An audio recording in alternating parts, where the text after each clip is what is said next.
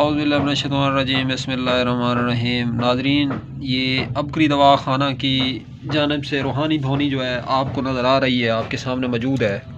ये देखें, इसका टाइटल नेम है अबकरी रूहानी धोनी।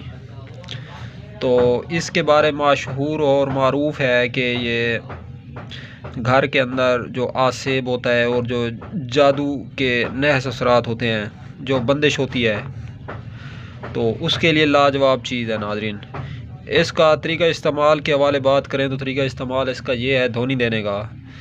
चंद कोयले हों किसी कटोरी वगैरह में या किसी बर्तन में रख के, और ये धोनी जो है इसके अंदर चंद जड़ी बूटियाँ होती हैं। तो मसलन किलवंजी हो गई या हरमल वगैरह हो गया, तो ऐसे किस्म की इसके अंदर चंद एक जड़ी बूटियाँ मौजूद होती हैं। तो इसको कोयले दहकते हुए कोयले के ऊपर डाला जाए तो ये धुआं देती है।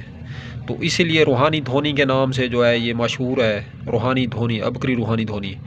तो ये घर के अंदर जो जादू के असरात होते हैं, जो नज़र और हसद के असरात होते हैं, जो बंदिश होती है, कारोबारी बंदिश, रोज़ी में बंदिश, या जो बीमारियां जादू की वजह से, नज़र बद की वजह से बीमारियां इंसान को घेर लेती हैं, तो उनका नाज़रीन ये रूहानी धोनी जो है लाजवाब और ज़बरदस्त इलाज है।